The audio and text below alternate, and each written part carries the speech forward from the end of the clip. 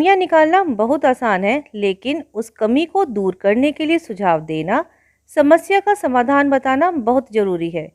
इसलिए किसी की आलोचना करके उसे परेशान करने की जगह उसकी समस्या का हल खोज मदद करने को तत्पर रहना चाहिए। धन्यवाद। Good morning everyone. Today word is acute. A C U T E. Acute का अर्थ होता है अत्यधिक या तीव्र या विकट या इसे हम पैना भी कहते हैं। बच्चों, जिसकी तेज धार होती है उसे हम पैना कहते हैं। आइए इसे एक उदाहरण से समझते हैं। The knife was very acute. चाकू बहुत पैना था, इसीलिए इसका इस्तेमाल करते समय हमें सावधानी रखनी चाहिए। Thank you. नमस्कार। आज की पहेली इस तरह से है। तुम मेरे भाई हो पर मैं नहीं, मैं कौन हूँ? एक बार फिर से सुनते हैं। तुम मेरे भाई हो पर मैं नहीं, मैं कौन हूँ? सोचिए, विचार कीजिए, क्या होगा उत्तर? सही पहचाना आपने, उत्तर है बहन। आज के लिए इतना ही। धन्यवाद। सवेरे का नमस्कार। इतिहास कहता है आज ही के दिन सुशीला दीदी का जन्म पंजाब राज्य के गुजरात मंडल के दंतेचुहाड़ में सन 1905 को हुआ था। सुशीला दीदी भारत के स्वतंत्रता संग्राम की एक क्रांतिकारी महिला थीं। आज ही के दिन 1931 को लंदन द्वितीय गोलमेज सम्मेलन के पूर्व महात्मा गांधी और तत्कालीन वायसराय लॉर्ड इरविन के बीच एक राजनीतिक समझौता हुआ, जिसे गांधी इरविन समझौता कहा जाता है। पहला समझौता इस बात का हुआ था कि नमक आंदोलन के दौरान हुई हिंसा के आरोपियों को छोड़कर बाकी सभी राजनीतिक बंदियों को रिहा कर दिया जाएगा, और दूसरा समझौता था कि भारतीयों को समुद्र किनारे नमक बनाने का अधिकार दिया जाएगा। धन्यवाद। गुड मॉर्निंग प्यारे बच्चों। आज के स्पेशल में हम जानेंगे क्रांतिकारी महिला सुशीला दीदी के बारे में। सुशीला दीदी भारत के स्वतंत्रता संग्राम की एक क्रांतिकारी महिला थी। सैंडर्स की हत्या के बाद उन्होंने भगत सिंह के छिपकर रहने के लिए कोलकाता में एक घर की व्यवस्था की।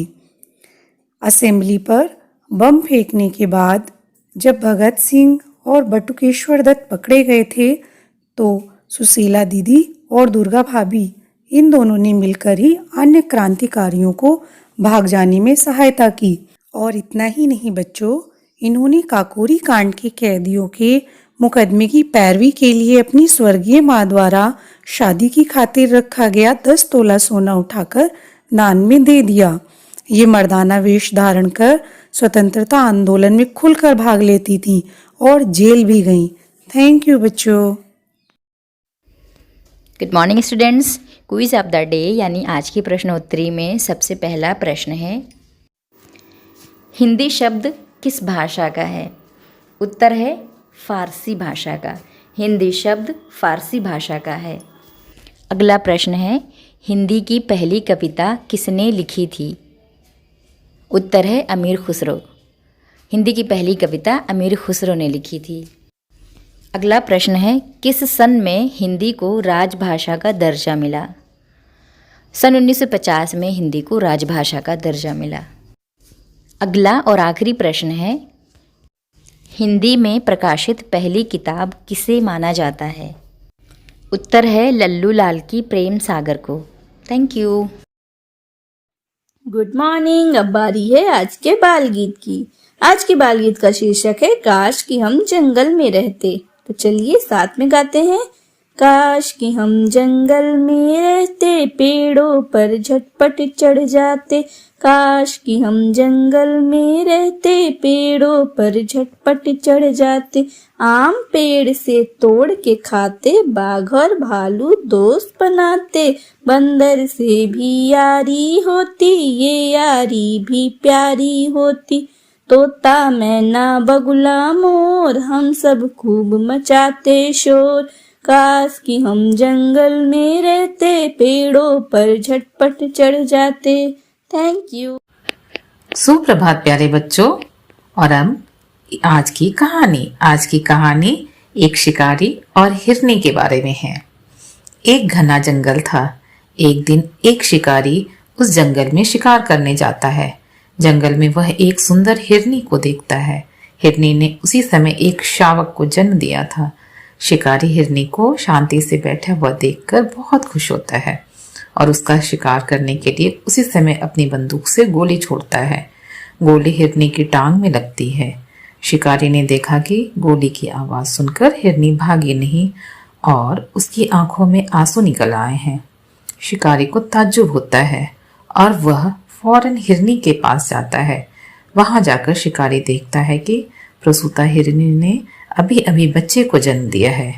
शिकारी को यह दृश्य देखकर बहुत पछतावा होता है। शिकारी तुरंत हिरनी और शावक को लेकर अस्पताल में जाता है। डॉक्टर की शल्य चिकित्सा से हिरनी की गोली निकल जाती है और हिरनी स्वस्थ हो जाती है। शिकारी हिरनी को फिर से जंगल में छोड़ आता है। बच्चों, हमें सभी जीवों पर दया करनी चाहिए। धन्यवाद। नमस्कार। आज मोटिवेटर सेल्फ का विषय है हमारी योजना हमारी सफलता का आधार। छोटे छोटे बच्चों को अक्षर ज्ञान करवा पाना ही बेसिक में एक बड़ी उपलब्धि मानी जाती है। हम विचार करें कि ऐसे कितने तरीके हो सकते हैं जो बच्चे को अक्षर ज्ञान में सहायक हो सकते हैं। क्या हमने कभी उनका संकलन या कोई सूची तैयार की है? शैक्षिक समूहों में जितनी भी सामग्री और गतिविधियां साझा की जाती हैं, उनमें से हम कितनों का अनुकरण कर पाते हैं? अगर उन पर गौर करें तो शायद एक भी ऐसा तरीका नहीं जिसे कर पाना हमारे लिए संभव ना हो। इसका एक ही कारण है कि हम जिन चीज़ों को सरल समझकर इग्नोर कर जाते हैं, उन्हें करने में असहज महसूस करते हैं। वो चीज़ें उतनी भी आसान नहीं। अगर वो आसान ही होती तो हर कोई कर रहा होता, जबकि असल में वो चीज़ें कर पाने वाले विरले ही होते हैं। जो कर ले जाते हैं उन्हें बेहतर परिणाम मिलने लगते हैं। कल जो भी स्कूल में पढ़ाना है उसे आज सोने से पहले प्लान कर लीजिए। कल का ही क्यों, हफ्ते भर की, महीने भर की, साल भर की प्लानिंग कर लीजिए। उसे फॉलो करिए, क्योंकि जब हमारे पास एक निश्चित प्लानिंग होती है तो हमें आगे बढ़ने के लिए रास्ते में भटकना नहीं पड़ता और हम बेहतर ढंग से परिणाम का मूल्यांकन भी कर पाते हैं। धन्यवाद। आपका दिन शुभ हो।